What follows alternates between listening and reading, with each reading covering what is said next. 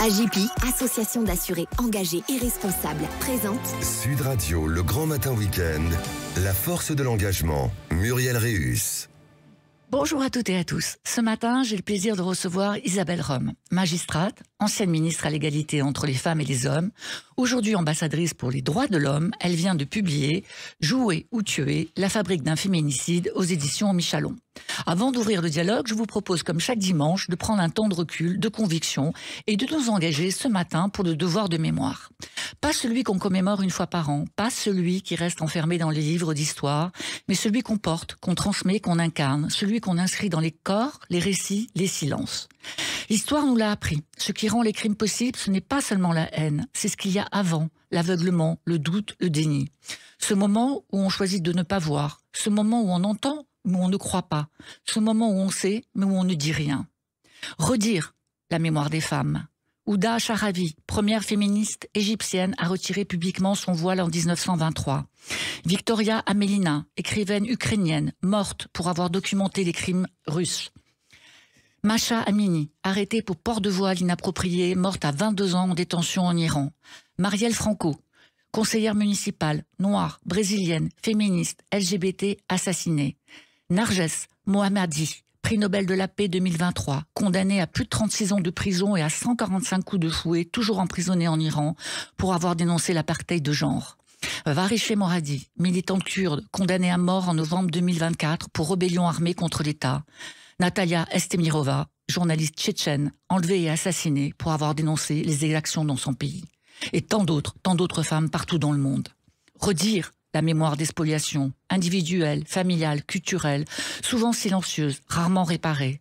Redire la mémoire des crimes sans nom, les viols de guerre en Bosnie, en République démocratique du Congo, les disparus d'Amérique latine, les femmes autochtones au Canada, les mères de Srebrenica en Bosnie qui pleurent toujours leurs maris, leurs frères, leurs fils du génocide de 1995. Les femmes yazidis enlevées, violées, vendues par Daesh. Les camps de rééducation où des milliers de femmes ouïghours sont internées, soumises à des avortements forcés en Chine. Les dizaines de milliers de femmes coréennes, chinoises, philippines, réduites à l'esclavage sexuel pendant la Seconde Guerre mondiale. Les déplacements forcés à Gaza, en Cisjordanie, les pogroms du 7 octobre. Et tous les féminicides non nommés, non reconnus, partout dans le monde. Ce souvenir n'est pas une option. On peut tuer avec des armes, mais on peut aussi résister avec des mots, des archives, des récits. L'oubli est une arme, la mémoire est un acte de résistance. Ce matin, je reçois Isabelle Rome, magistrate, ancienne ministre déléguée à l'égalité entre les femmes et les hommes, aujourd'hui ambassadrice pour les droits de l'homme. Merci Isabelle d'avoir accepté mon invitation. Alors vous publiez Jouer ou tuer, la fabrique d'un féminicide aux éditions Michalon.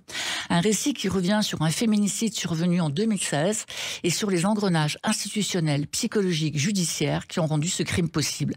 Alors pourquoi ce livre aujourd'hui ? Merci, chère Muriel Réus, de m'inviter. Merci pour ce très bel édito sur la mémoire. Parce que oui, ce souvenir, c'est résister à l'oubli, à l'indifférence, être toujours dans le combat. Et si j'ai souhaité écrire ce livre aujourd'hui, alors que je ne suis plus juge, déjà depuis quelques années, même si j'ai fait un bref retour à la cour d'appel de Versailles, c'était aussi pour mettre ce souvenir de toutes ces femmes que j'ai croisées, que j'ai vues à la barre comme juge d'instruction ou comme présidente de cour d'assises ou que je n'ai pas vues parce que c'était trop tard. Donc ça, c'était peut-être la première chose, mais c'était aussi pour faire part d'un sentiment plus personnel que peut-être je peux me permettre aujourd'hui d'exprimer et de montrer comment le juge se bat et entretient un corps à corps avec la recherche de la vérité. Et donc, dans ce livre, je parle d'un féminicide que j'ai eu à juger comme présidente de cour d'assises. Et donc, j'ai souhaité expliquer comment un président de cour d'assises, une présidente, s'empare d'un dossier et a pour obsession, la première obsession, c'est d'abord la recherche de la vérité. Est-ce que les faits reprochés à l'accusé sont établis? Et ensuite, le processus, la deuxième étape du processus, c'est le prononcé de la peine. Et donc, il me semblait important de pouvoir expliquer tout cela et de montrer comment aussi se fabrique le féminicide. Mais la démarche du juge me semblait importante à expliquer. Alors ce féminicide, il date de 2016, bien avant la vague MeToo, avant ce tournant sociétal. En lisant ce livre, moi j'ai vraiment perçu la charge mentale la charge de travail qui est imposée au juge. Ça, je crois qu'on s'en rend pas du tout assez bien compte. Alors vous dites dans ce livre que ce féminicide était évitable. Qu'est-ce qui, selon vous, aurait dû alerter? À quel moment l'engrenage aurait pu être stoppé? Aurait dû être stoppé? Alors, je ne dis pas peut-être aussi clairement qu'il était évitable, parce que c'est toujours difficile à dire. Ce que j'ai voulu montrer, c'est qu'il y avait des alertes qui auraient pu être décelées si on avait eu connaissance d'un certain nombre de mécanismes psychologiques qu'on a pu identifier plus tard. À l'époque, lorsque je préside cette cour d'assises, c'est en 2018 parce que c'est une affaire que je juge en appel, la notion d'emprise, la notion de contrôle coercitif, la notion même d'impact des violences conjugales sur les enfants, tout cela, ce n'est pas encore dans le champ vraiment de la réflexion, dans le débat médiatique, dans le débat politique et même dans le débat judiciaire. Et donc, il y avait des alertes. Par exemple, lorsque l'accusé avait été suivi par un psychologue ou un psychiatre et qu'il disait qu'il avait des envies de meurtre et qu'il avait mis, par exemple, à un moment donné, une hache dans le coffre de sa voiture, ou qu'il pensait à une collision frontale en voiture avec sa femme. Tout ça sont des alertes. Mais qui à l'époque n'étaient pas vraiment identifiés. Les psys n'avaient identifié qu'une jalousie excessive, mais tout le reste n'avait pas vraiment été identifié. Et tout ça, pourtant, ce sont des signaux. Et aujourd'hui, j'espère qu'on les identifierait mieux pour mieux les repérer et pour agir plus vite. Et c'est un peu tout le travail que nous avons mené, notamment depuis le Grenelle des violences conjugales en 2019, notamment avec la possibilité offerte aux médecins ou aux soignants de révéler des faits de violences conjugales, y compris sans l'accord de la patiente majeure, lorsqu'ils estiment en conscience qu'elle peut être en situation de danger immédiat et qu'il y a aussi une situation d'emprise. Et puis c'est vraiment aussi tout ce qui concerne la formation, la sensibilisation de tous les professionnels. Voilà. Alors, oui, on a fait des progrès. D'ailleurs, ces dernières semaines, je trouve qu'on a beaucoup avancé sur les droits des femmes et sur la lutte contre les violences. D'ailleurs, le contrôle coercitif, maintenant, fait partie du droit pénal. Ça, c'est une avancée considérable. Alors, vous avez, Isabelle, une double légitimité qui est assez rare, celle de magistrate et celle d'ancienne ministre chargée de l'égalité. Avec ce double regard, aujourd'hui, est-ce que vous pensez que la justice française est mieux armée? Est-ce qu'on a réellement fait des progrès? Parce que les chiffres ne baissent pas à ils baissent, mais vraiment à la marge. Donc, est-ce que ce problème a vraiment été pris en charge, ou est-ce que c'est parce que la parole s'est libérée qu'elle est mieux écoutée, qu'on a plus de cas? Comment vous évaluez les choses, vous, aujourd'hui? De manière objective, je pense que beaucoup a été fait. Et de vraies avancées, je ne vais pas vous refaire tout l'inventaire post-Grenelle, mais de manière objective, des mesures de protection renforcées, une formation aussi renforcée des policiers, des gendarmes, des magistrats, même des personnels soignants, une protection aussi plus rapide avec les ordonnances de protection rendues dans les 6 jours, voire dans les 24 heures. Donc, vraiment, on peut dire qu'un effort très grand a été fait, mais cela dit, nous parlons de 2019. En Espagne, la politique massive de lutte contre les violences conjugales date de 2004. Donc, voilà, il faut un peu de temps. Moi, je pense que la justice est mieux armée. Je pense qu'elle a pris à bras-le-corps le sujet, que les magistrats, les avocats, les policiers, les gendarmes sont mieux formés.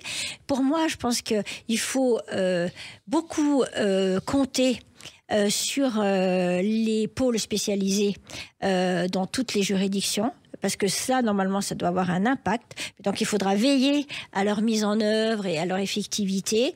Je pense aussi qu'il faut aller plus loin sur tout ce qui concerne les conséquences des violences conjugales sur les enfants, et notamment en matière d'exercice de l'autorité parentale. Je pense que là, nous avons une marge de progression encore.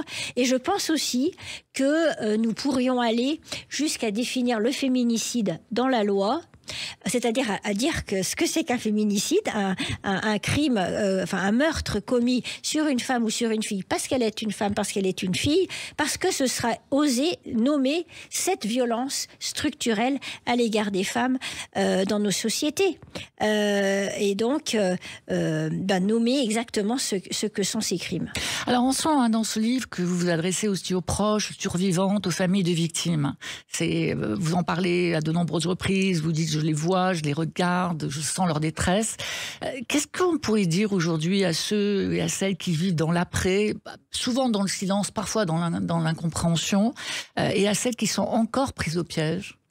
Alors peut-être déjà à celles qui sont encore dans cette nasse et à leur entourage. Justement, je pense que, et par exemple, mon livre, il entre dans cette optique, c'est aussi d'expliquer justement quels peuvent être tous ces symptômes qui peuvent faire penser qu'une femme est en situation de violence au sein de son couple. Le fait qu'elle soit isolée, le fait par exemple qu'elle change, qu'elle devienne triste, qu'elle ne sorte plus, qu'elle change de tenue vestimentaire, qu'elle s'isole, etc. Il y a des tas de symptômes comme ça qu'on peut constater. Et donc, de dire aux entourages, attention quand vous voyez ça. Bien sûr, je sais que c'est extrêmement difficile d'agir auprès d'une femme quand elle est dans cette situation, parce qu'elle-même, justement, met du temps aussi à comprendre que ce qui lui arrive est anormal. Mais donc, justement, c'est aussi de dire à celles qui sont dans cette situation, de leur faire prendre conscience qu'elles peuvent être en danger, de faire prendre conscience à leurs entourages que ces femmes peuvent être en danger. Donc ça me paraît important. Et puis, quand l'irréparable est commis, l'irréparable, le terme, c'est qu'on ne peut pas réparer. Donc, bien sûr que la justice a un impact et un rôle fondamental. Je pense que sans justice, il n'y a jamais de réparation possible. Et l'acte de justice, la décision de justice est un acte incontournable, fondamental, crucial. Mais la réparation, elle est toujours partielle. Et par exemple, à la cour d'assises, on a une audience spéciale, une audience civile qui suit le procès d'assises, justement pour évaluer les préjudices des entourages, si la victime est décédée suite à un féminicide, ou si la victime est encore là, par exemple, dans le cadre d'un viol. Mais forcément, c'est jamais ça répond jamais à l'attente globale, évidemment. Voilà. Alors, vous, depuis avril 2024, vous êtes ambassadrice pour les droits de l'homme et notamment pour la mémoire internationale de la Shoah, avec ce mandat spécifique qui est relatif aux spoliations. Qu'est-ce que cela signifie aujourd'hui, en 2025, d'incarner cette mémoire au niveau diplomatique ? Ça se traduit comment ? Alors, cette mémoire, elle est extrêmement importante. Et ça se traduit alors à la fois par la participation à une coalition de pays qui, par exemple, ont fait une déclaration conjointe pour lutter contre l'antisémitisme. Et j'étais, par exemple, l'été dernier à Buenos Aires pour cette déclaration conjointe. 35-36 pays ont fait une déclaration conjointe dans ce sens-là. Donc c'est important de montrer qu'il y a une coalition de pays qui, de manière très ferme, rappelle la Shoah, rappelle qu'il faut lutter contre l'antisémitisme. Et donc, c'est tous ces échanges qu'on peut avoir avec d'autres pays. Et puis, c'est un travail important en bilatéral. Par exemple, en novembre dernier, en marge du Forum de la paix, j'ai organisé avec mon homologue des États-Unis le premier dialogue franco-américain pour lutter contre l'antisémitisme. Au mois de juin, j'organiserai un dialogue franco-allemand Donc là, je dis bien que je suis vraiment sur l'international, et donc c'est mettre en place des actions. Par exemple, dans le cadre du dialogue franco-américain, nous avons une feuille de route avec, par exemple, le ministère de la Justice, les ministères de la Justice, les ministères de l'Intérieur de chaque pays, de ces deux pays qui vont travailler ensemble sur tout ce qui est lutte contre la haine en ligne, par exemple. C'est aussi travailler sur la formation avec l'UNESCO, la formation des enseignants, la formation des jeunes, mais aussi nous avons un gros travail à faire en direction des enseignants. Voilà, c'est par exemple, vous voyez, c'est très concret. Et puis c'est aussi ce travail, j'allais dire pur et simple, de mémoire. Par exemple aussi, j'ai pu accompagner à la Maison des enfants d'Isieux les différents ambassadeurs représentant leur pays au sein de l'ONU à Genève.